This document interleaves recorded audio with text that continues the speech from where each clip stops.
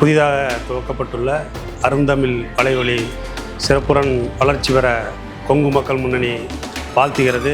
மக்கள் பிரச்சனைகளை தொடர்ந்து அருந்தமிழ் வலைவழி பேச வேண்டும் என்று மனதார பாராட்டுகிறது.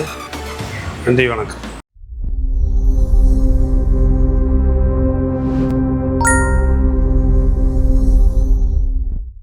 ஈடு இணைத்த களப்பலியான என் அன்பு இளவன் நாம் தமிழர் கட்சியில் எழுச்சிமிக்க தளபதி என் உயிர் தம்பி இடும்பகனும் கார்த்திக் அவர்கள் வேதாரண்யம் சட்டமன்ற தொகுதியிலே போட்டியிட்டு வெற்றி பெறுவார்கள் என்று உறுதியாக நான் நம்பி களத்திலே நிறுத்தேன். இவனை யாருக்கா தெரியுமா? இந்த மாதிரி பல்லாவரத்தில் இவனை போட்டியிட வச்சிருக்கேன். ஏன் இவனை தெரியுமா? ஏன் இவனை நிறுத்திக்க தெரியுமா? இவனை மாதிரி நல்லவன் எவனும் இல்லை. இவன் டாக்டர் கண்ணு மருத்துவ என் உயிர் தம்பி நிறுத்திருக்கேன்.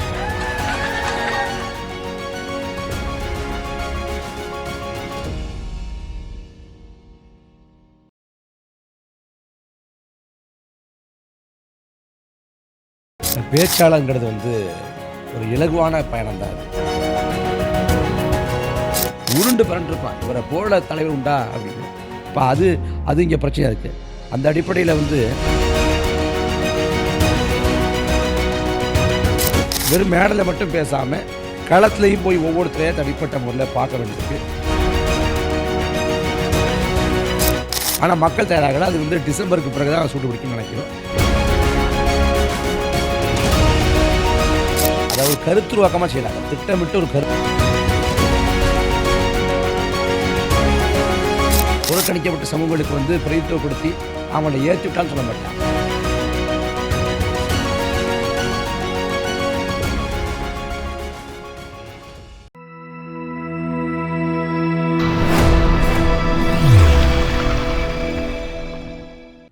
உலகத்தமிழ் உறவுகளுக்கு அன்பு வணக்கம்.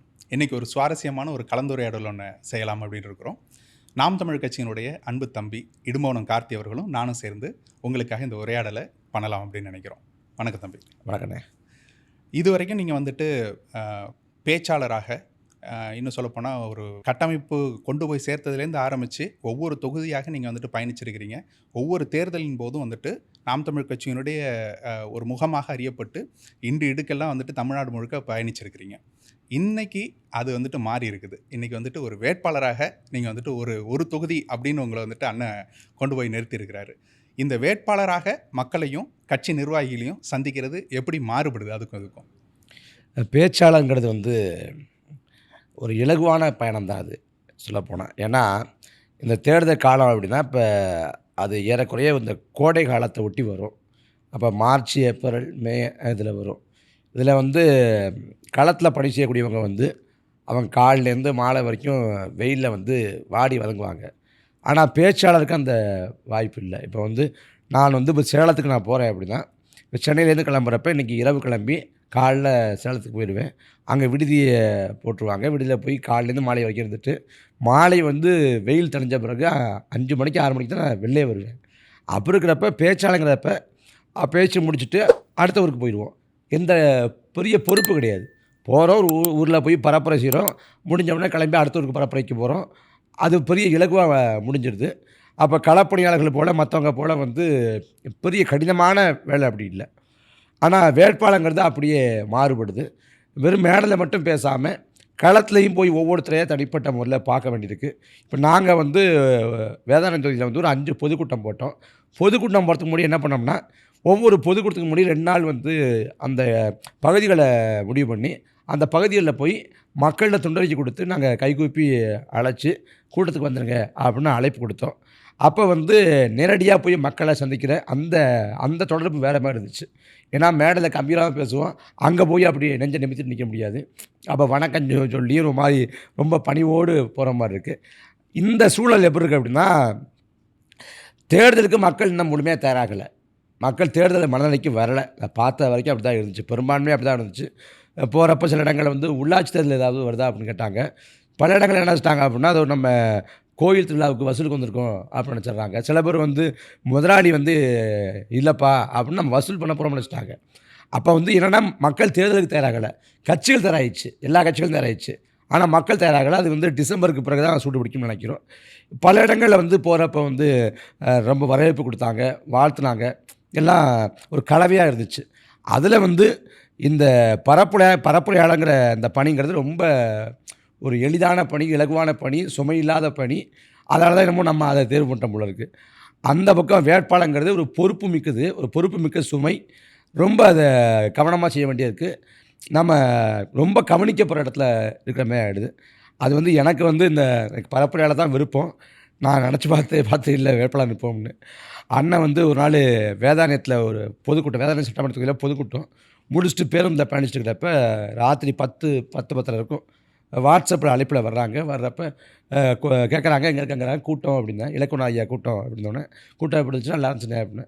நீ வேதாரண்யம் தொகுதியில் போட்டிட்டா அப்படி இருக்கும் அப்படின்னு கேட்டாங்க. நான் ஒரு 4-5 நொடி அப்படியே அமைதியாக இருந்தேன். எனக்கு டப்புன்னு இது என்ன சொல்கிறேனே தெரில. நான் அப்புறம் ஒரு 5 நொடி தாமதித்து அண்ணன் நான் பரப்புரைக்கு போகிறேண்ணே அப்படின்னோடனே அண்ணன் கொஞ்சம் திட்டிட்டு நீ இதை செய்ய அப்படின்னாங்க. அதுக்கு மேலே நம்ம தட்ட முடியாது. அதனால் கட்சி இட்ட கட்டில் அண்ணன் இட்ட உத்தரவு. அப்போ மற்ற பணிகள் போல ஒரு பணி கொடுத்துருக்காங்க, பொறுப்பு கொடுத்துருக்காங்க. இதை செய்து முடிக்கணும் பொறுப்புணர்வோடு. நம்மளோட 100 விழுக்காடு உழைப்பை போட்டு, 100 விழுக்காடு தாண்டிய உழைப்பை போட்டு நம்மளோட நம்பிக்கைக்கு வந்து அந்த அளவுக்கு நம்ம உழைப்பை செலுத்தி செய்யணுங்கிற இது இருக்குது. உங்களுக்கு அதில் அனுபவம் இருக்கும். உங்களுக்கு வந்து நீங்கள் 2019 போட்டிட்டீங்க. அதனால் நான் வந்து இது வேட்பாளரை போட்டிக்கிட்டவங்களை பார்க்குறப்ப தான் எப்படி போட்டிக்கிட்டாங்க, எப்படி உள்ளவங்க சந்திச்சாங்க அப்படிங்கிறப்ப நான் இவனுக்கு பிரமிப்பாக இருக்கும். எல்லாம் மற்றப்ப பிரமிப்பாக இருக்குது எனக்கு. அதான் எனக்கு வந்துட்டு அதுதான் 2019 தான் முதல் தேர்தல் நம்ம சந்திக்கிறது ஒரு வேட்பாளராக. அதுக்கு முன்னாடி அப்பா தேர்தல் எல்லாம் நின்றுருக்கிறாங்க, அவங்களுக்காக வேலை செஞ்சுருக்கேன். அதெல்லாம் இருக்கு. அப்பா சட்டமன்றத்தில் இல்லை அப்பா வந்துட்டு கவுன்சிலர் உள்ளாட்சி அமைப்புகளில் இருந்திருக்கிறாங்க, அவங்களுக்காக வேலை செஞ்சுருக்கேன். அந்த அனுபவம் இருந்துச்சே தவிர சென்னையில ஊரில் வேளாங்கண்ணி பக்கம் புதுப்பள்ளி இதில் ஒரு கிராமம், அங்கே வந்துட்டு ஊராட்சி மன்ற தலைவராக இருந்திருக்கிறாங்க, கவுன்சிலராகவும் இருந்திருக்கிறாங்க. அப்போ அதுக்கெல்லாம் பயணிச்சிருக்கிறோம், அது தெரியும். ஆனால் ஒரு வேட்பாளராக ஒரு பெரிய கட்சியினுடைய ஒரு முகமாக நம்மளை வந்துட்டு நிறுத்தும் பொழுது, குறிப்பாக அந்த சமயத்திலே வந்துட்டு ஊடக இதெல்லாம் வந்துட்டு நம்ம மீது விழ ஆரம்பித்த காலம், ஊடக வெளிச்சம் தொடக்க நிலையில் இருந்த காலம். அப்போ வந்துட்டு ஒரு பெரிய சேனலில் டிவிலேருந்தெல்லாம் நம்மளை வந்துட்டு கேட்கும்பொழுது ஒரு தவறான வார்த்தையை விட்டுறக்கூடாதுங்கிறதுலேருந்து ஆரம்பித்து அவ்வளோ தூரம் ஒரு கட்சியினுடைய கொள்கைக்கு மாற்றாக நம்ம எதையும் சொல்லிடக்கூடாது, நம்ம கருத்து வைக்கும்போது கூட அது கட்சியினுடைய கொள்கையினோட எவ்வளோ தூரம் ஒத்து போகுதுங்கிறதெல்லாம் அது வந்துட்டு இருக்குதுன்னா அவ்வளோ பதட்டம் இருக்கும் அப்போல்லாம். அப்போ வந்துட்டு இல்லை நீங்கள் பதட்டம் சொல்கிறீங்கன்னா, நான் வந்து விவாதங்களில் அந்த நேர்காணல்களில் உங்களை பார்க்குறப்ப நான் உண்மையாக வியந்தேன். ஏன்னா பொதுவாக நம்ம ஆளுங்க அப்படின்னா எல்லாருமே ஒரு ஆவேசமாக பேசுவாங்க, கோபமாக பேசுவாங்க, ஒரு மாதிரி வெறப்பாக இருப்பாங்க, முகத்தில் சிரிப்பே இருக்காது அப்படின்னு சொல்கிறது உண்டு. ஆனால் நீங்கள் விவாதங்களுக்கு வந்த பிறகு வந்து ஒரு ரொம்ப கனிவோடு அப்படி தன்மையாக ஒரு ரொம்ப வந்து பொறுமையாக நிதானமாக அதை ஒருத்தருக்கு எடுத்து பாடம் நடத்துகிற மாதிரி சொல்லுவீங்க. ஒரு கடினமான சூழலில் கூட எந்த இடத்துலையும் வந்து ஒரு கோவப்படவோ இது இல்லாமல் அப்படி ரொம்ப தன்மையாக சொல்லுவீங்க.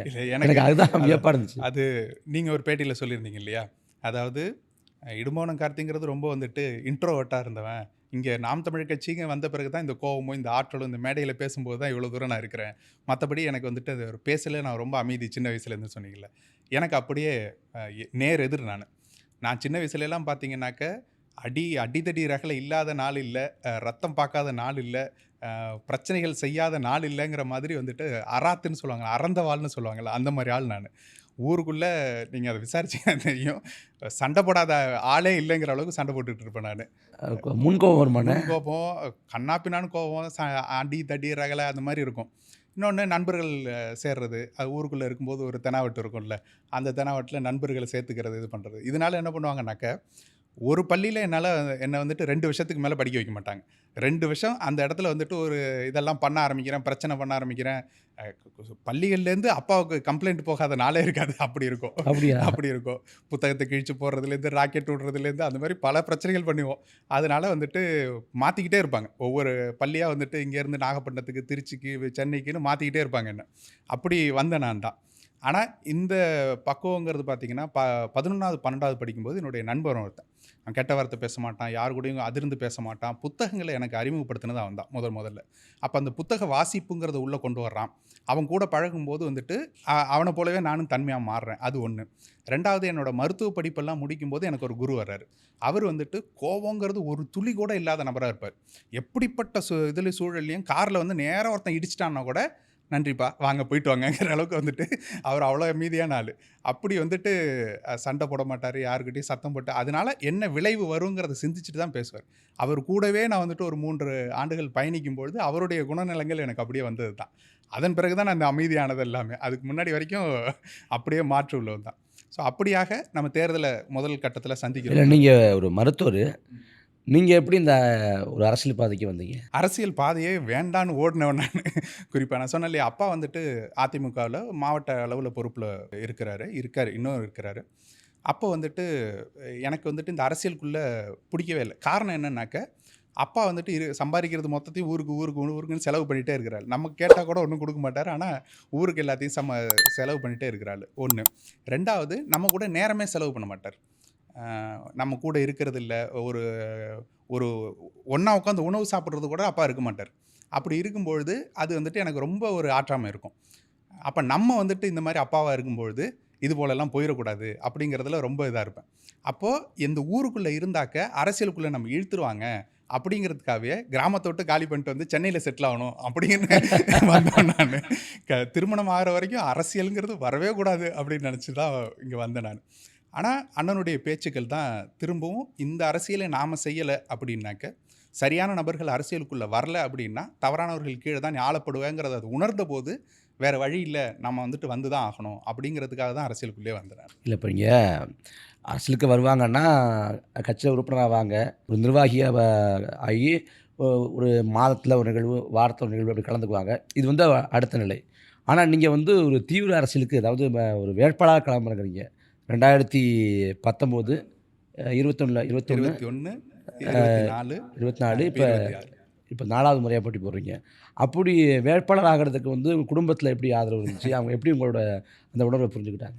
முதல் கட்டமாக வந்துட்டு நான் இந்த அரசியல் பார்வை எனக்கு எப்போ திரும்புது அப்படிங்கிறதே வந்துட்டு அண்ணனுடைய பேச்சுக்களை, நமக்கு ஈழத்தினுடைய ஆதரவு நம்ம ஊரில் இருக்க எல்லாருக்குமே இருக்கும். உங்களுக்கு தெரிஞ்சிருக்கும். வேதாரண்யம் பக்கம், நாகப்பட்டினம் பக்கம் எல்லாருமே தலைவரை வந்துட்டு அவ்வளோ கொண்டாடுவாங்க. சின்ன வயசுலேருந்தே நம்ம வந்துட்டு விட்டால் துப்பாக்கி தூக்கிட்டு அங்கே ஓடிடுவோங்கிற அளவில் தான் எல்லாரும் இருப்போம் அப்படிங்கிறது எல்லாருக்கும் தெரியும். அப்படிப்பட்ட ஆதரவாளர்களுக்கு 2009க்கு பிறகு கையேறு நிலையில் இருக்கும்போது யாரையுமே நம்ப முடியல.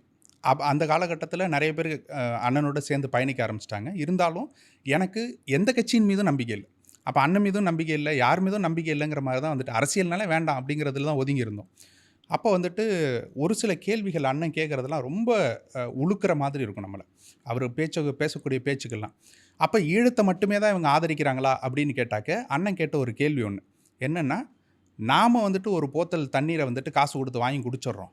இல்லை மைனாவோ, சிட்டோ, யானையோ, குருவியோ இதெல்லாம் வந்துட்டு எந்த கடையில் போய் யாருக்கிட்ட காசு கொடுத்து வாங்கும் அப்படிங்கிற கேட்ட கேள்வி இருக்குல்ல. இது வித்தியாசமான கேள்வியாக இருக்குது. இது ஏன் நம்ம மண்டையில் இது வரைக்கும் உதிக்கவே இல்லை? அப்போ மற்ற உயிரினங்களுக்கெல்லாம் இந்த தண்ணி தேவை தானே, நாம் மட்டும் இதை பயன்படுத்திக்கிறோமே மனிதனாக அப்படின்னு அவர் கேட்ட கேள்வி இருக்குல்ல. அது வந்துட்டு இது என்ன கொள்கை இது அப்படின்னு வந்துட்டு அரசியல் பக்கம் மீண்டும் ஈர்க்க ஆரம்பிச்சிச்சு. அதுதான் முழு நேர அரசியலாக அவர் இரவு முழுக்க தூங்காமல் அவர் பேசின அத்தனை பேச்சுக்களையும் பார்த்துக்கிட்டே இருப்பேன். அவர் மேடை பேச்சுக்கள் அத்தனையும் வந்துட்டு காணொலியாக வரும். காணொலியாக வர இரவு முழுக்க பார்த்துட்டே இருப்பேன். மனைவியெல்லாம் திட்டுவாங்க. விடிய தூங்காமல் பார்த்துருக்கேன். அப்போ அது வந்துட்டு முழுக்க இறங்கிடுச்சு அரசியலாக. அது ஜல்லிக்கட்டு போராட்டத்தின் போதே வந்துட்டு மிகப்பெரிய இதாக இருந்துச்சு. மருத்துவர்கள் எல்லாம் இணைச்சி ஒரு போராட்டமாக அதை வந்துட்டு நான் முன்னெடுத்தேன். அங்கே முன்னெடுக்கும் போது அண்ணனுடைய சிந்தனைகளை தான் அங்கே உள்ளே வச்சு கொண்டு போனோம். அதன் பிறகு அண்ணனே அழைச்சாங்க. அண்ணன் அழைச்சி வந்துட்டு மருத்துவ பாசறையில் பயணிக்க ஆரம்பித்தேன். அண்ணன் அழைச்சி இந்த 2019 தேர்தலில் நிற்கிறியா அப்படின்னாங்க. நான் யோசித்து, எனக்கு பொருளாதாரம் அவ்வளோ தூரம் வலிமை இல்லை. ஒரு நாடாளுமன்ற தேர்தலில் நிற்கிறதுக்கெல்லாம் வந்துட்டு பொருளாதாரம் மிகப்பெரிய அளவில் வேணும்னா எனக்கு அந்தளவுக்கு இல்லைன்னாக்க, நீ மற்ற கட்சி மாதிரி நினச்சிக்கிறடா, அப்போல்லாம் ஒன்றும் கிடையவே கிடையாது. நமக்கு இங்கே செலவுங்கிறதே கிடையாது. நீ வந்து நில்லு, மற்றது எல்லாத்தையும் நான் பார்த்துக்கிறேன் அப்படின்னாரு. நீ தைரியமாக நின்னா போதும்னு. எனக்கு அதில் பிரச்சனை இல்லைண்ணே. நான் வந்துட்டு கொள்கை ரீதியாக கொண்டு போய் சேர்க்குறதுல எனக்கு பிரச்சனை இல்லை. ஆனால் பொருளாதாரம் என்கிட்ட அவ்வளோ தூரம்லாம் செலவு பண்ண முடியாது அப்படிங்கும்போது, ஏன்னா நான் மற்ற தேர்தலெல்லாம் பார்த்தவன். நான் ஒரு ஊராட்சி மன்ற தேர்தலுக்கு எவ்வளோ செலவு பண்ணுவாங்க அப்படிங்கிறதெல்லாம் பார்த்தவங்கிறதுனால என்னால் அப்படி முடியாதுன்னாங்க. நீ வந்து நில்லு, நீ வந்து பாரு, அப்போ தான் தெரியும் அப்படின்னாரு. அப்போ தான் எனக்கு இப்படியும் ஒரு தேர்தலை அணுக முடியுமா அப்படிங்கிறது தெரிஞ்சு. முதல் தேர்தல்லாம் வந்து 4 பேர் 5 பேரெல்லாம் ஓட்டு கேட்க போவோம். அப்போ 2019 4 பேர் 5 பேர் சேர்ந்து ஒரு தொகுதிக்குள்ளே ஓட்டு கேட்கலாம் போகும். அவ்வளோ தூரம் வந்துட்டு கட்டமைப்பு ரீதியாகவும் அப்போ தான் ஆரம்ப கட்டத்தில் இருந்தது. ஊடக வலிமையும் நமக்கு அப்போ தான் வர ஆரம்பிச்சது. அந்த மாதிரிலாம் இருந்தது. அது படிப்படியாக வளரும்போது தான் நமக்கு தெரியுது. அந்த அனுபவம் வந்துட்டு கொடுக்குது நமக்கு. முதல் தேர்தலில் யாரெல்லாம் என்னெல்லாம் சொன்னாங்களோ அதெல்லாம் செஞ்சுக்கிட்டு இருந்தேன். அதுக்கு பிறகு தான் அனுபவம் வரும்போது 2வது தேர்தல் வரும்போது நமக்கு எதெல்லாம் செய்யக்கூடாது, 21 வரும்போது நமக்கு எதெல்லாம் செய்யக்கூடாது அப்படிங்கிற படிப்பினை கற்றுக்குறோம். 24 வரும்போது தான் எதை செஞ்சால் நம்மளால் அது வந்துட்டு வெற்றிகரமாக கொண்டு போக முடியும், அடுத்த கட்ட பாய்ச்சலுக்கு கொண்டு போக முடியும் அப்படிங்கிறது இருக்குது. இப்போ தெரியுது நமக்கு அடுத்த கட்சிகளை தாண்டி நம்மளால் எப்படி வளர்ந்து நிற்க முடியுங்கிறது இப்பொழுதைக்கு இருக்கிறது தெரியுது. இப்போ நீங்கள் போகிறீங்க, இந்த 4 ஆண்டு காலத்தினுடைய ஆட்சியின் மீது மக்களுக்கு மிகப்பெரிய அதிருப்தி எல்லாம் இருக்குது. மக்கள் உங்களுக்கு எப்படி அதை சொல்கிறாங்க? நீங்கள் அதை மக்கள் என்னவா கடத்துறாங்க உங்களுக்கு? என்ன மாதிரி நம்பிக்கைகள் கொடுக்குறாங்க? அதாவது மக்கள்கிட்ட மட்டும் இல்லை, சராசரியான மக்கள்கிட்ட மட்டும் இல்லை, திமுகவை தத்துவார்த்த அடிப்படையில் ஆதரித்த சமூக செயல்பாட்டாளர்கள் அவங்களுக்கே திமுக மேலே வந்து பெரிய அதிருப்தி இருக்குது, பெரிய ஏமாற்றம் இருக்குது.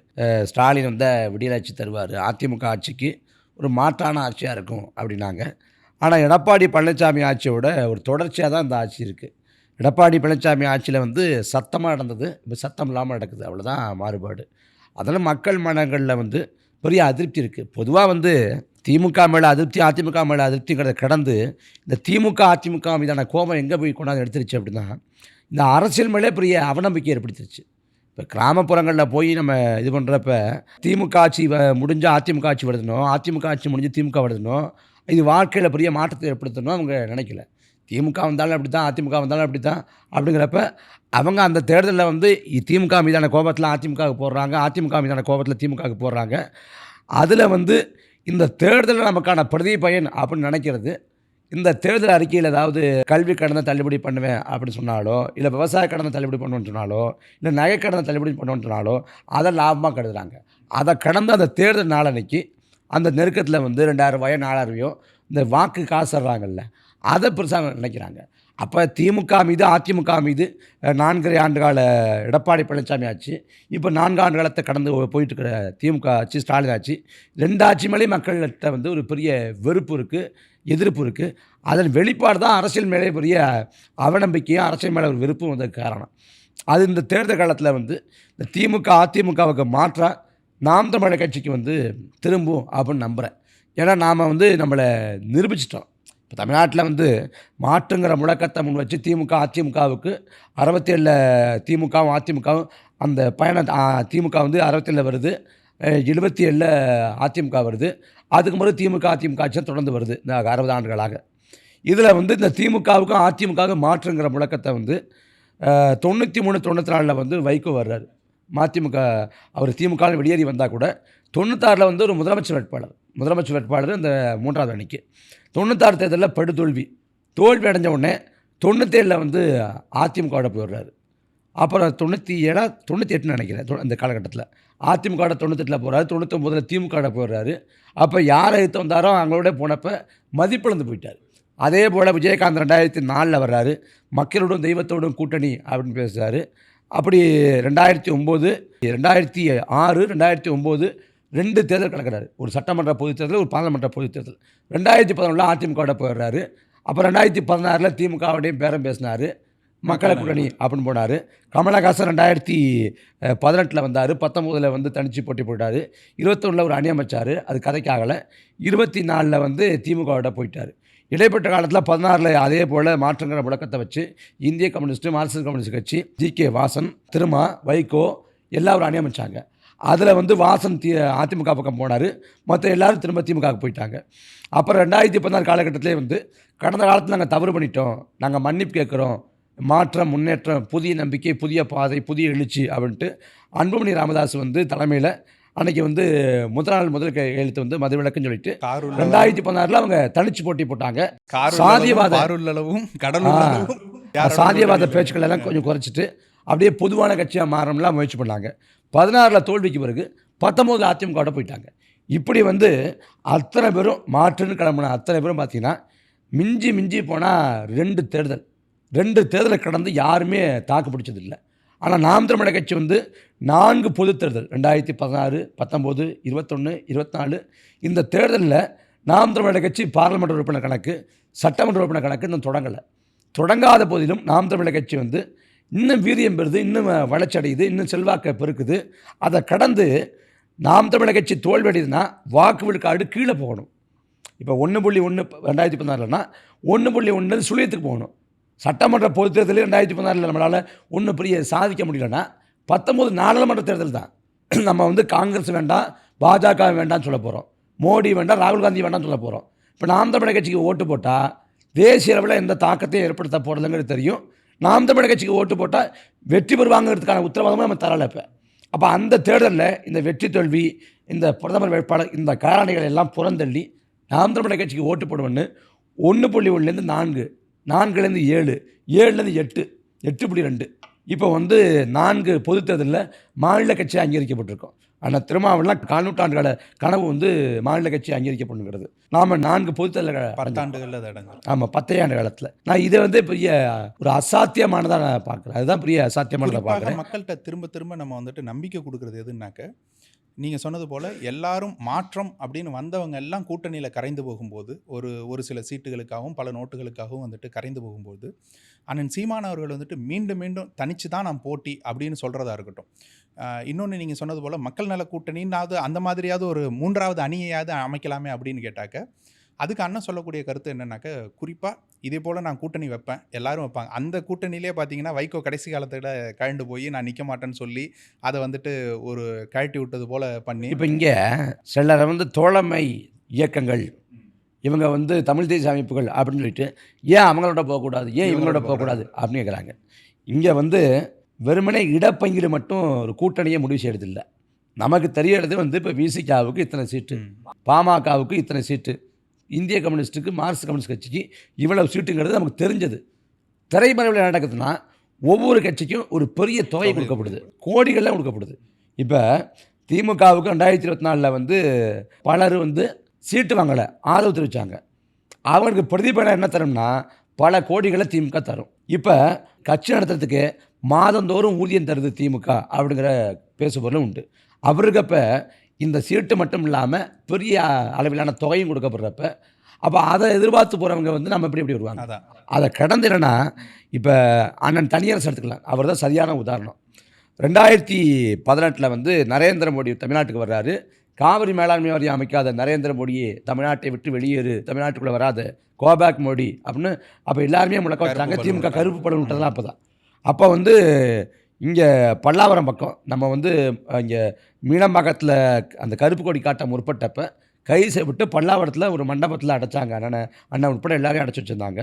அண்ணனை கைது செய்யக்கூடிய சூழல் கூட வந்துச்சு. அதை நம்மோட ஐயா பாரதராஜா, ஐயா மணியரசன் போன்றவங்க அந்த மண்டபத்தில் அடைக்கப்பட்டாங்க.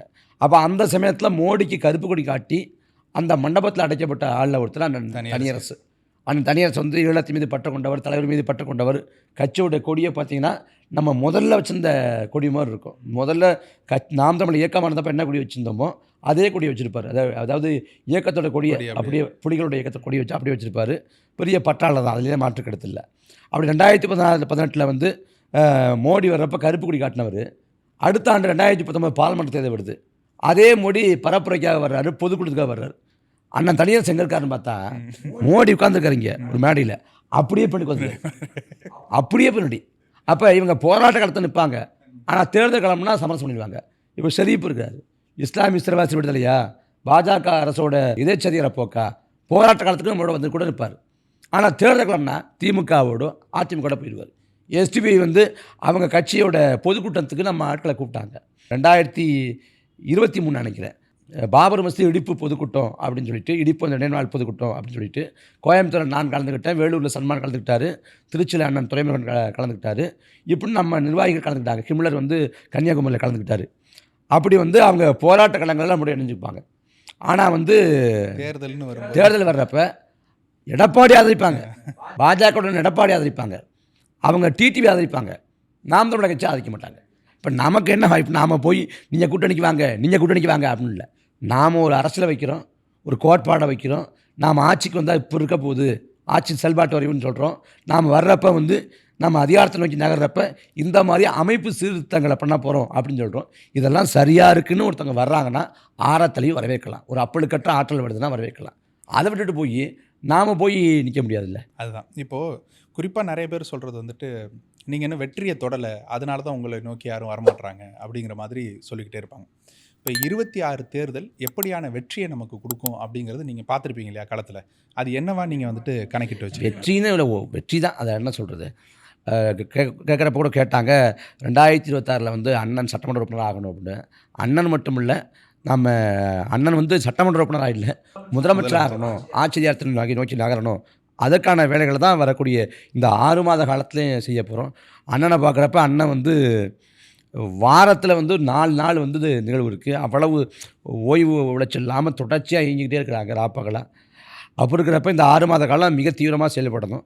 நீங்கள் சொன்னது போல் கடந்த காலங்களில் வந்து நம்ம செய்யாததான் இந்த தேர்தலில் செய்யணும். ஏன்னா கடந்த காலங்களில் வந்து நீங்கள் 2016 எடுத்துக்கிட்டால் அண்ணன் கடலூரில் போட்டி போட்டாங்க. நம்மளால் அந்த தொடக்க நிலையில் இந்த வாக்குச்சாவடி முகவர்களில் நமக்கு பெரிய அளவில் நம்ம நியமிக்கிற அது தொடக்க நிலையில் அப்படி தான் இருந்துச்சு. அது அண்ணன் போட்டியிட்ட தொகுதி உட்பட. ஆனால் இப்போ நம்ம அதில் ஒரு பாடம் இருக்குது, ஒரு படிப்பினை இருக்குது. அப்போ நம்ம இப்போ என்ன பண்ணுறோம்னா, வாக்குச்சாவடிகள் அடிப்படையாக வச்சு தொகுதி கிளையை கட்டமைச்சு ஒரு தொகுதியவே பல கட்சி மாவட்டங்களாக பிரித்து அப்போ வந்து அமைப்பை வந்து இன்னும் பரவலாக்கணும், அமைப்பை வந்து கடைக்கோடி வச்சு கொண்டு போகணும்னு சொல்லிட்டு தொடர்ச்சியாக அதற்கான அண்ணன் இதை முன்னெடுக்கும் போது நிறைய நிர்வாகிகளே வந்துட்டு ஏன் இவ்வளோ பிரிக்கிறீங்க, என்னோட அதிகாரம்லாம் போகுதுங்கிற மாதிரி இருந்தாங்க. அந்த காலகட்டத்தில் தான் நிறைய நிர்வாகிகளும் பிரிஞ்சு போனது. ஆனால் அதனுடைய பலன் என்ன அப்படிங்கிறது நம்ம இப்போ களத்தில் போய் பார்க்கும்பொழுது தான் தெரியும். இப்போ என்னென்னா, இப்போ நிறைய பேருக்கான வாய்ப்பு இருக்குது, நிறைய பேருக்கு வாய்ப்பு வழங்கப்படுது. அந்த அந்த பணிகள் வந்து பணிச்சுமை குறைக்கப்பட்டு இவ்வளவுதான் அப்படின்னு இதை சிறப்பாக செஞ்சால் போதும் அப்படின்னு அண்ணா எளிமையாக கூட சொன்னாங்க. நாடே கூட தோற்று போகலாம், என் வார்டு ஜெயிக்கணும் அப்படின்னு வேலை செய்ய, உன் தொகுதியை கூட தோற்று போகலாம், உன் ஊர் ஜெயிக்கணும்னு வேலை செய்ய அப்படின்னு. அப்போ வந்து நீ அதெல்லாம் 2ஆம் பட்சம், நீங்கள் அதை தீர்மானிக்க முடியாது. நீங்கள் உங்களுக்கு கொடுக்கப்பட்டிருக்கிற வாக்ககமோ தொகுதியோ மாவட்டமோ உனக்கு கொடுக்கப்பட்ட சிறப்பாக செஞ்ச முடியும். அதை அழகாக சொல்லுவாங்கல்ல, தெருவை கூட்டுவோம் தேசம் சுத்தமாகும் அப்படின்னு. அதுதான் அண்ணா இதில் சொன்னாங்க.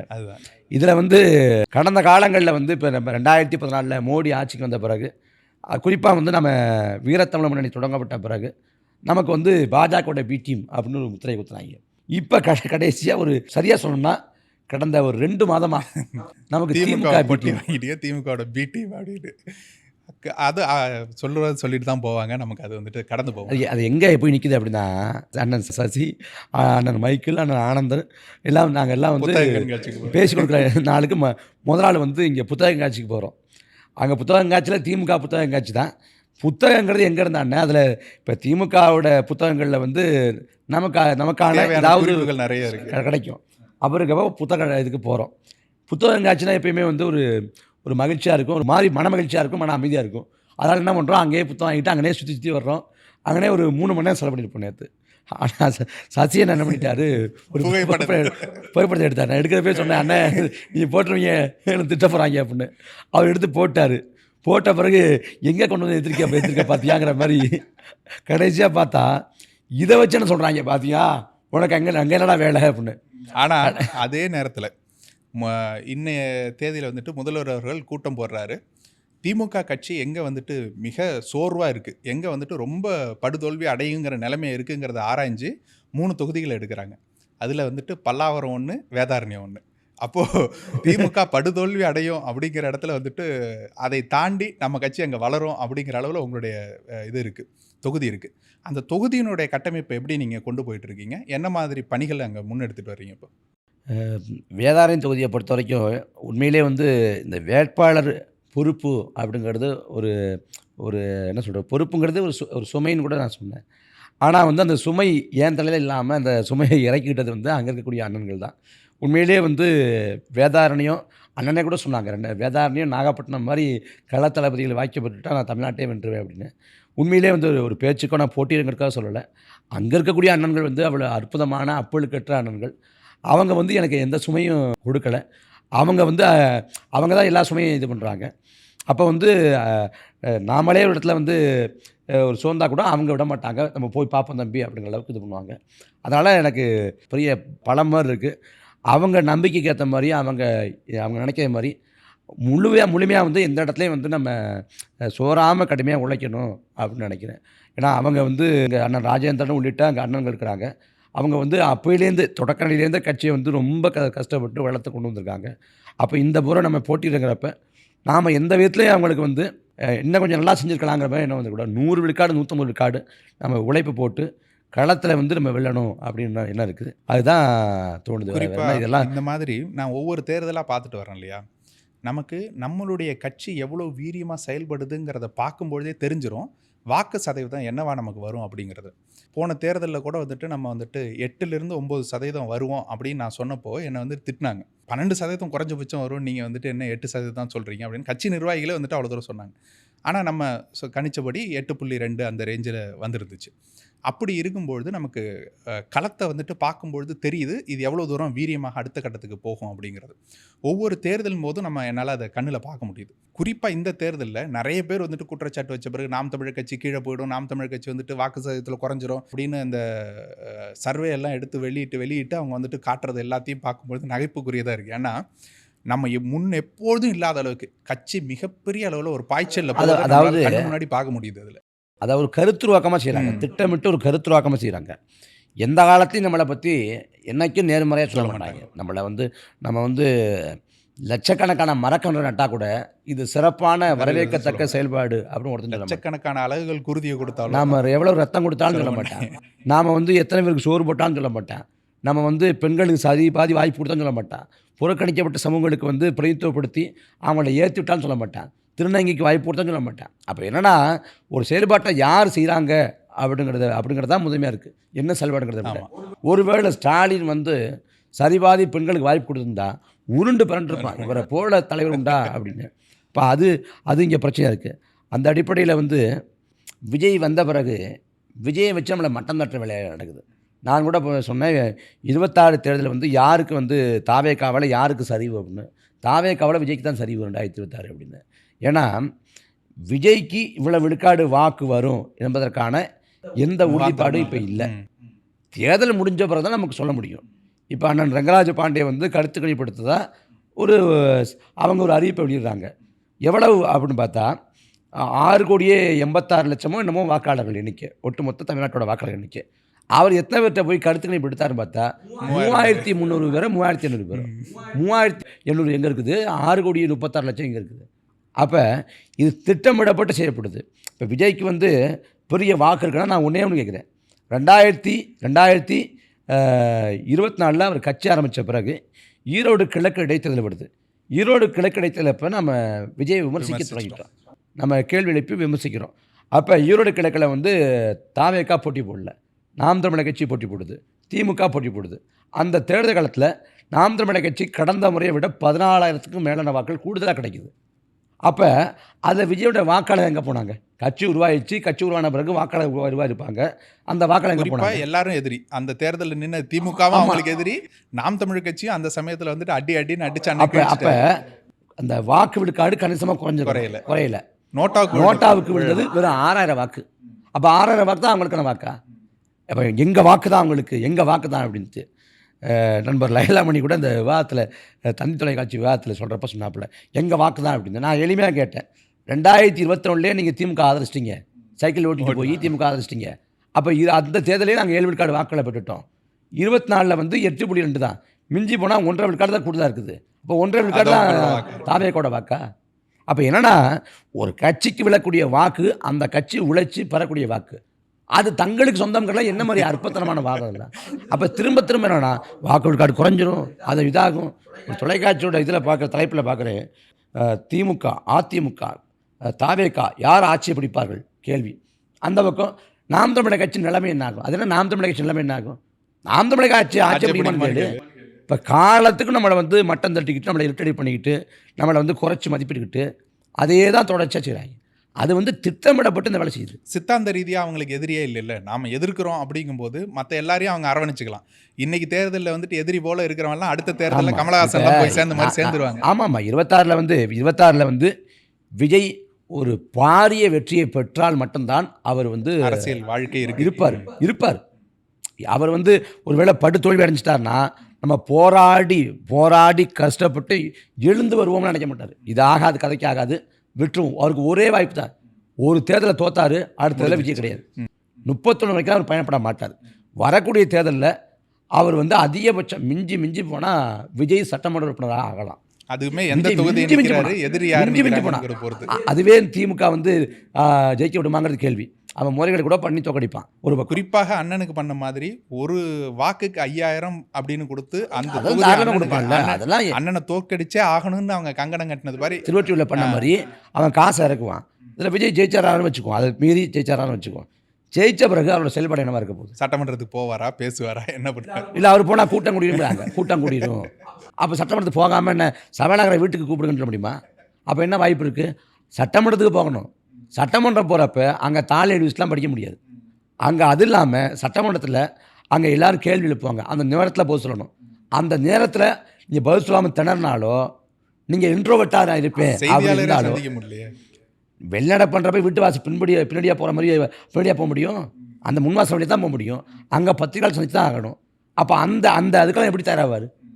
அப்போ அங்கேயே முடிஞ்சு போகும், அங்கேயே அந்த பிம்பம் உடஞ்சி போகும். அப்போ கரூரில் மரணத்துக்கு பிறகு அந்த திருச்சி விமான நிலையத்தை ஏறுறப்ப அந்த விறுவிறுன்னு ஓடினார்ல, அந்த ஒரு காட்சிங்கிறது அவர் மீதான நம்பிக்கையும் நம்பகத்தையும் உடைச்சிச்சு.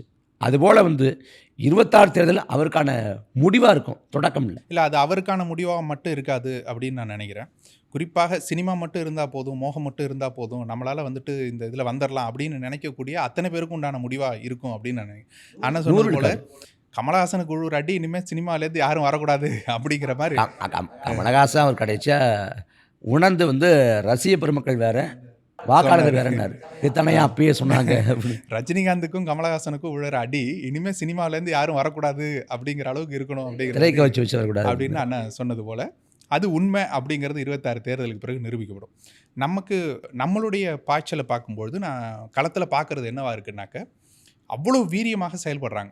தொகுதி உறவுகளாக இருக்கட்டும், இல்லை ஒவ்வொரு சின்ன சின்ன நிகழ்ச்சி நம்ம எடுக்கும்பொழுது நமக்கு கூடக்கூடிய கூட்டங்கள் இருக்கும்ல, முன்பு எப்பொழுதும் இல்லாத அளவுக்கு பேராதரவோட மக்கள் நிற்கிறதா இருக்கட்டும், நம்ம கட்சி நிர்வாகிகளை தாண்டி பொதுமக்கள் அண்ணனை உற்று நோக்கிறதா இருக்கட்டும், அவர் வைக்கக்கூடிய கேள்விகளில் இருக்கக்கூடிய நியாயங்களாக இருக்கட்டும், இன்னும் சொல்லப்போனால் நாம் 8% மேலே பெற்ற பிறகு ஊடகங்கள் நமக்கு கொடுக்குற வெளிச்சம் இன்னும் கொஞ்சம் அதிகமாக இருக்குது. அப்படிங்கும்பொழுது ஒப்பீட்டு அளவில், நம்ம கட்சிக்கு ஒப்பீட்டு அளவில், மற்ற கட்சிகளோட இல்லை, மற்றவங்களோட ஒப்பீடெல்லாம் நமக்கு அவங்க 24 மணி நேரம் லைவ் போடுவாங்க, அவர் தும்முனாரு இருமுனாருன்னு, நம்ம அது இல்லை.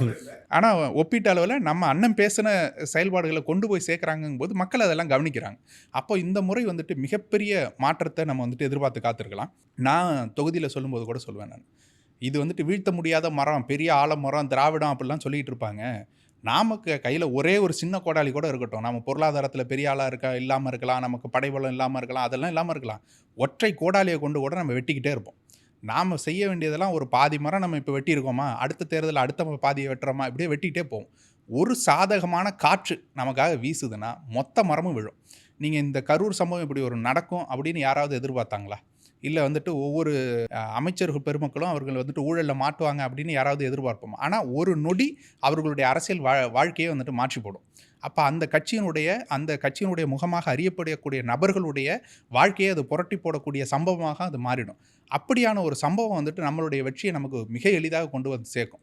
அதை நோக்கி ஓடுங்க அப்படிங்கிறது தான் நான் களச்சூழலும் புறச்சூழலும் நமக்கான நம்ம கட்சியோட தேவையை அதை வலியுறுத்தும், அதை நியாயப்படுத்தும். காலம் நமக்கு துணை இருக்கும் அப்படின்னு நம்ம மீண்டும் மீண்டும் நம்ம கட்சிக்காரங்க சொல்கிறது. நம்ம விதிங்கிற பொருளை கூட நம்ம சொல்ல வரல. இந்த நாட்டில் நடக்கக்கூடிய அநீதிகள் அக்கிரமங்கள் நடக்கிறப்ப இதுக்கு உண்மையிலே ஒரு மாற்று தீர்வு நாம் தமிழர் கட்சி வந்தால் தான் சரியாகும் அப்படிங்கிற அந்த நம்பிக்கை பிறக்கும். ஏன்னா நம்ம சொல்லி வந்தது போல நடந்துக்கிட்டே இருக்குது.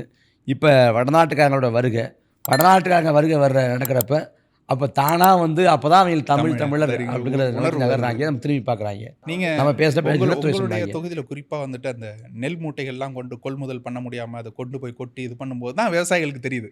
அதை இப்போ ஓரளவுக்கு மக்கள் மத்தியில் கொண்டு போய் சேர்க்கும்பொழுது தான் உண்மையிலேயே இந்த ஆட்சியாளர்கள் விவசாயத்தை கண்டுக்கிறது இல்லை. அது வேண்டுமென்றே அது குப்பை போல் அதை நினைக்கிறாங்க. ஒரு தனியார் முதலாளிகிட்ட அரிசி நல்ல தரமாக கிடைக்கும், ஒரு நல்ல கடையில் போனாக்கா மூட்டை நிறைய அரிசி நல்லா கிடைக்கும். ஆனால் அதே அரிசி ரேஷன் கடைக்கு போகும்போது அது எவ்வளோ தூரம் புழுத்ததாகவும் நாற்றம் அடிக்கக்கூடியதாகவும் இருக்குது அப்படிங்கிறத நம்ம கேள்வியாக கேட்கும்போது எளிமையானது தானே. இப்போ ஒரு வழித்தடம் இருக்குது, அந்த வழித்தடத்தில் ஒரு பேருந்து போகுது, ஒரே ஒரு பேருந்து போகுது. அந்த சூரியவம்சம் படத்தில் வர மாதிரி அந்த ஒரு பேருந்தை ஓட்டி லாபம் சம்பாதிச்சு இன்னொரு பேருந்து ஓட்டி பெரிய பேருந்து இதுக்கு அதிபராகி அவர் பல கோடிகளுக்கு சொந்தமாக இருக்கார். ஆனால் அதே வழித்தடத்தில் அரசு பேருந்து போகுது. அரசு பேருந்தில் 55 கூடுதல் 2ன்னு நினைக்கிறேன். அது அந்த எண்ணிக்கையில் தான் எப்பயுமே போகுது. ஆனால் நஷ்டமடையுது. பார்த்தா இப்போ அந்த மழை பெய்கிறப்ப உள்ளேயே கொடையை பிடிச்சி உட்கார வேண்டியிருக்கு. அந்த சீட்லாம் அவ்வளோ ஆடுது, இருக்கையெல்லாம் அவ்வளோ ஆடுது.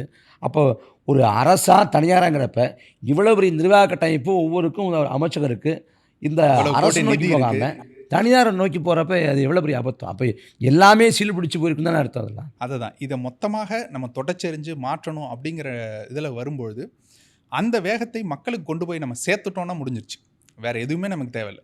இதுதான் நம்மளுடைய கொள்கை அப்படிங்கிறத நம்ம கொண்டு போய் சேர்த்துட்டோம் அப்படின்னாலே மக்கள் தானாக வந்துடுவாங்க. நீங்கள் சொல்கிறது போல் குறிப்பாக 26 தேர்தலே நமக்கு உண்டான களமாக அது மிகப்பெரிய அளவில் மாறி நிற்கும்.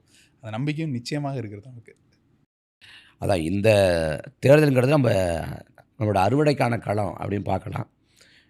இத்தனை அவதூறு அழுக்கார்களை கடந்து எவ்வளவு சேற்றவாரி நம்ம மேலே இறைச்சாலும் அதை தாண்டி நம்ம தனித்துவத்தோடு மேலே ஏறுவோங்கிறதுக்கான தேர்தல் களமாக வரக்கூடிய தேர்தல் களம் இருக்கும். அதனால் நம்பிக்கையை கொண்டு நகர்றோம். நம்மளை எத்தனை அவதூறுகள் மூலமாக வீழ்த்து துடித்தாலும், எவ்வளோ தனிநபர் தாக்கல் கொடுத்தாலும், எவ்வளவு நம்மளை ஏற்றடி பண்ணாலும், இது எல்லாத்தையும் மீறி நம்ம இந்த இடத்துக்கு வந்திருக்கோம். அப்போ நாம் தமிழர் கட்சி போட்டியிடுறது இல்லை, போட்டி போடுங்க செய்தியை சொல்கிறதுக்கே நம்ம ஒரு தேர்தலை போராட வேண்டி இருந்துச்சு.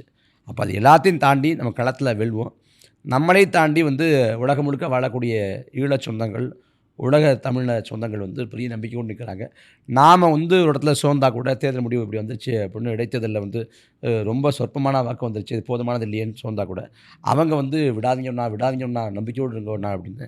உண்மையிலே ஈழச் சொந்தங்களை பொறுத்த வரைக்கும் தலைவரோட படையில் இருந்த தளபதிகளை பார்த்த மாதிரி தான் அவங்க பெரிய நம்பிக்கை கொண்டு அவங்க பார்க்குறாங்க. இப்போ அவங்களோட எப்பயுமே பார்வை நம்மளை நோக்கி தான் இருக்குது. அவங்க எப்படி நினைக்கிறாங்கன்னா, அங்கே நடந்த அந்த ஆயுத போராட்டம் மௌனிக்கப்பட்ட பிறகு அதே நோக்கத்துக்காக ஒரு அரசியல் போராட்டம் தமிழ்நாட்டில் நடக்குது, நாம் அங்கே தலைவரும் தளபதிகளும் செஞ்ச அந்த வேலையை இன்றைக்கி வேறு வடிவில் சுமந்து போகிறாங்க அப்படின்னு பெரிய நம்பிக்கை கொண்டு நிற்கிறாங்க. அவங்களுக்காகவாவது, மாவீர சொந்தங்களுக்காகவாது, மாவீர தெய்வங்களுக்காகவாது நாம் உறுதியாக வெல்வோம். பெரிய நம்பிக்கை கொண்டு இந்த களத்தில் நிற்போம். உறுதியாக நம்ம குறிப்பாக நீங்கள் சொல்வது போல் மாவீரர்களுடைய மூச்சுக்காற்று நம்மை வழி நடத்தும் அப்படின்னு நம்ம சொல்கிறது அது ஒரு வெறும் பேச்சுக்காகலாம் இல்லை. உண்மையிலே அதுதான். நாம் சோர்வுறும் போதெல்லாம் நம்ம எவ்வளவு தூரம் போராடி இது பண்ணாலும் மக்கள் மாற மாட்டுறாங்களே அப்படின்னு ஒரு ஆற்றாமை இருக்கும்பொழுது எல்லாம் ஈழச் சொந்தங்கள் கொடுக்கறதா இருக்கட்டும், உலகெங்கும் இருக்கக்கூடிய தமிழர்கள், குறிப்பாக தமிழ்நாட்டிலிருந்து வேலைக்கு போனவங்கலாம் இருக்காங்கல்ல, வெளிநாட்டுக்கு வேலைக்கு போனவங்க இருக்காங்கல்ல, அவங்களுக்கு தான் இந்த அருமை புரியுது. அந்த நாடு ஒரு நேர்மையான ஒரு ஆட்சியை வச்சுருந்தா, ஒரு ஜப்பானில் இருக்கிறவங்கள, ஒரு சிங்கப்பூரில் இருக்கிறவங்க, ஒரு மலேசியாவில் இருக்கிறவங்களே, ஒரு துபாயில் இருக்கிறவங்களே, ஒரு நேர்மையான ஒரு ஆட்சியாளர் உட்காந்துட்டா அது எப்படியான ஒரு நாட்டை கட்டமைக்க முடியும் அப்படிங்கிறத கண்ணு முன்னாடி பார்த்துட்டாங்க அவங்க. வெளிநாடு போகிறவங்க தான் வெளிநாடு. நான் இன்னொரு சுவாரஸ்யமான சம்பவம் இருக்குது. ஏன்னா ஊரில் வீட்டுக்கு பின்னாடி வீடு, என் நண்பன் ஒருத்தன், அவன் பேர் முருகானந்தம்னு பேர். அவன் நமக்கு வாக்கு செலுத்துவான், பெரிய அரசெல்லாம் பேச மாட்டான். ஊரில் ஒரு பொதுக்கூட்டம் போட்டப்போ கூட பொதுக்கூட்டத்தை முழுசாக கேட்டு அவன் மனசில் தோணதை பேசிட்டான் அப்படின்னு சொன்னான். அதை தாண்டி சொல்லலை. அவன் சிங்கப்பூருக்கு போகிறான். அவன் அறையில் நண்பர் யாரோ இருந்திருக்காரு, அண்ணன் பேச்சை போட்டிருக்காரு, அண்ணன் பேச்சை கேட்க வச்சுருக்காரு. அவன் என்ன பற்றியான்னு சொல்லியிருக்காப்புல. அப்படி அண்ணன் பேச்சை கேட்டு அங்கே சொல்லுறதுல நான் சொல்லி மாறலை, சிங்கப்பூர் போய் மாறலாம். அது மாதிரி ஒரு நாடு அப்படின்னா நம்ம ஊரில் இருக்க மாதிரி சாலை இவ்வளோ மோசமாக இருக்கும், இங்கே குப்பை தொட்டி இல்லாமல் இருக்கும், இங்கே எல்லாமே இப்படி இருக்குங்கிறத இங்கே பார்த்துட்டு இப்போ வேறு நாடுகளுக்கு போகிறப்ப ஒரு நாடு இவ்வளோ ஒழுங்கோட இவ்வளோ கொண்டு வர முடியுமா அப்படிங்கிறத பார்க்க நான் அந்த துபாய் இந்த ஒரு அரபு நாடுகளில் 3 நாடுக்கு போனேன், இந்த கூட்டத்துக்காக போகிறப்ப அங்கே சாலையில் வாகனம் போகிறப்ப இறைச்சலே இல்லை. அப்படியே ஒரு கடலை மாதிரி சத்தம் வருது. ஒருத்தர் கூட ஒளியை எழுப்புறது கிடையாது. என்ன ஒருத்தர் கூட அடிக்கலை அப்படிங்கிறப்ப நான் ஒளியை எழுப்பி 3 வருஷம் ஆகுது. என்னென்ன சொல்கிறீங்க 3 வருஷமாக ஆகுங்கிறப்ப இங்கே அதை ஒளி எழுப்பினோம்னா திட்டுற மாதிரி அதை ஒளி எழுப்பாமலே போகணும் அப்படின்னாங்க. அவ்வளவு அதான் சொல்கிறப்ப ஒரு நாடு இப்படிலாமா இருக்க முடியும், என்னடா எப்படா அப்படிலாம் இருக்க முடியும், இவ்வளோ ஒழுங்காக எப்படா இருக்க முடியும், எல்லாரும் எப்படா யோக்கியமாக இருக்கீங்கிற மாதிரி இவங்க குப்பையை கூட போடாமல் அப்படியே அந்த கட்டுக்கோப்பு விதியை பின்பற்றி இருக்கிறப்ப இங்கேருந்து இப்போ தமிழ்நாட்டில் போகக்கூடிய உறவுகள் தான் அதெல்லாம் பார்க்குறப்ப நம்ம நாடு இப்படி இல்லையேங்கிற ஒரு ஏக்கம் வர்றப்ப அவன் தாராளமாக அப்போ இதை யார் பேசுகிறான்னு பார்க்குறான். அப்போ அண்ணன் பேசுகிறாங்க. ஏன் இது இவ்வளோ காலம் இவ்வளோ தூரம் ஆட்சி அதிகாரங்கள் உட்கார்ந்த பிறகும் ஏன் இது இல்லை அப்படிங்கிற தேர்தல் அவனுக்கு அப்போ தான் வருது. அப்போ உண்மையிலே இவங்க ஊழலற்ற ஒரு ஆட்சியை கொடுத்துட்டாங்கனாலே இதெல்லாம் வந்துருமே, நேர்மையால ஒருத்தன் உட்காந்துட்டா போதும், இது எல்லாத்தையும் சரி பண்ணிடலாமேங்கிற எண்ணம் அப்போ தான் அவங்களுக்கு வருது. அப்போ அவர்களுடைய பேராதரவு நமக்கு இருக்குது.